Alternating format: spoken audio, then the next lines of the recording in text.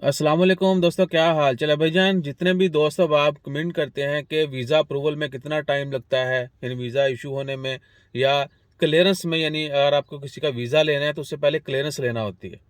तो आपको सारा प्रोसेस बता देते हैं कि सबसे पहले तो अगर किसी ने खारजी को हायर करना है, कंपनी ने, स्पॉन्सर ने, अरबाब ने, तो वो मिनिस्ट्री ऑफ मैन पावर से, लेबर मिनिस्ट्री से अप्रूवल लेते हैं। उसको क्लियरेंस बोलते हैं या मजूनिया कह लें। उसमें टाइम लग जाता है और इवन के हम विटनेस हैं, हमारा वीज़ा जो है वो 6 महीने बाद क्लियरेंस मिली कंपनी को।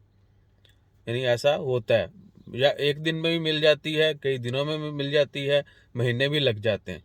क्लियरेंस पे काफ़ी टाइम लग जाता है।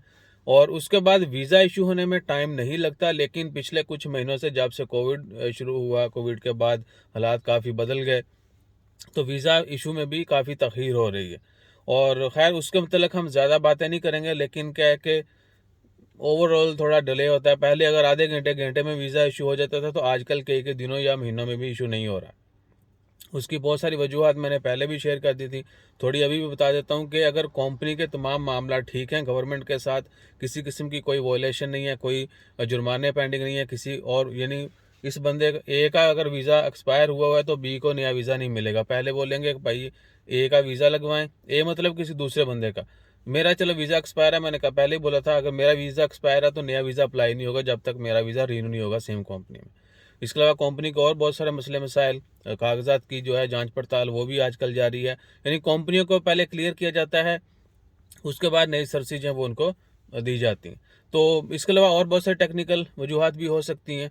और दूसरा जनरली क्या है कि within 1 week visa issue हो जाता है। वर्क वीज़ा हो, विजिट वीज़ा हो, कोई भी दूसरा वीज़ा है, विद इन 1 वीक इशू हो जाता है, अगर किसी किस्म का कोई मसला ना हो वीज़े में, यानी डॉक्यूमेंट्स में कोई मसला ना हो, किसी इन्फॉर्मेशन में कोई मिसमैच ना हो या कोई कमी बेशी ना हो, तो visa within 1 week issue हो जाता है। अगर आपका वीज़ा इशू नहीं हो रहा, मैं फिर बोल रहा हूँ, आरब की वेबसाइट के ऊपर जाके भी चेक कर सकते हैं, और आरब की एप्लीकेशन इंस्टॉल करके भी वीज़ा स्टेटस चेक कर सकते हैं। आपको वीज़ा एप्लीकेशन नंबर चाहिए। अगर आपका वीज़ा अप्लाई हुआ है तो आपके पास, जिसने भी अप्लाई किया उसके पास वीज़ा एप्लीकेशन नंबर होगा। वो नंबर डालें वेबसाइट के ऊपर या एप्लीकेशन में, पासपोर्ट का नंबर डालें, कंट्री नेम डालें, नीचे कैप्चा कोड आ रहा था वहीं पर एक कोड वो डालें, आपको स्टेटस पता चल जाता है।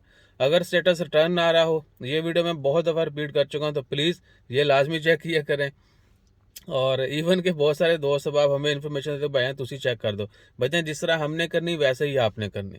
अगर आप खुद ट्राई करें, अगर ना हो तो आप जो है हमारे से रब्ता कर सकते हैं। वो will check for you an update, no problem at all. इतना हो सकता है।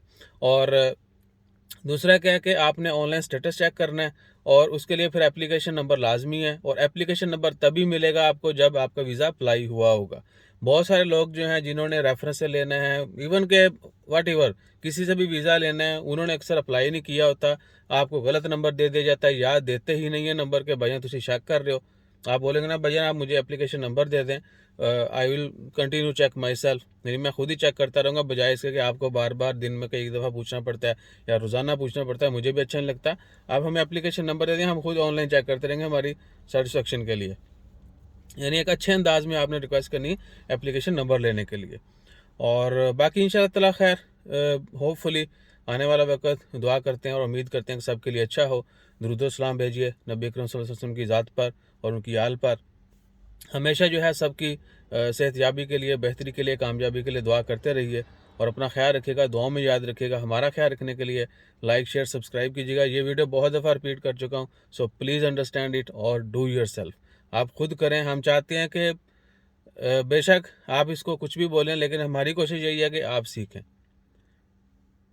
कुछ ना कुछ करके आप हिम्मत करके वेबसाइट तक पहुँचें, एप्लीकेशन नंबर डालें या मोबाइल एप्लीकेशन डाउनलोड करके चेक करें। यू विल गेन कॉन्फिडेंस, यानी आप में तजर्बा आएगा और एतमाद आएगा। खुद एतमादी जो है, एतमादी जो है वो बढ़ेगी। तो इस चीज़ को प्रमोट करना चाहिए। आप थोड़ा सा हिम्मत करें, थोड़ी सी हिम्मत करें और बढ़ने की कोशिश करें। जब आप चलना शुरू कर देंगे, फिर आप दौड़ना भी शुरू कर देंगे इंशाल्लाह खैर। बच्चा जब बड़ा होता है तो पहले वो चलता है, रेंगता है, फिर वो खड़ा होता है, खड़ा होने के बाद फिर आस्ते आस्ते चलता है, चलने के बाद जब उसको दौड़ने का पता चलता है फिर नहीं रुकता बंदा। तो इसी तरह आपने थोड़ी सी हिम्मत करनी है, सीखना है और दौड़ना है। You will learn yourself इंशाल्लाह खैर।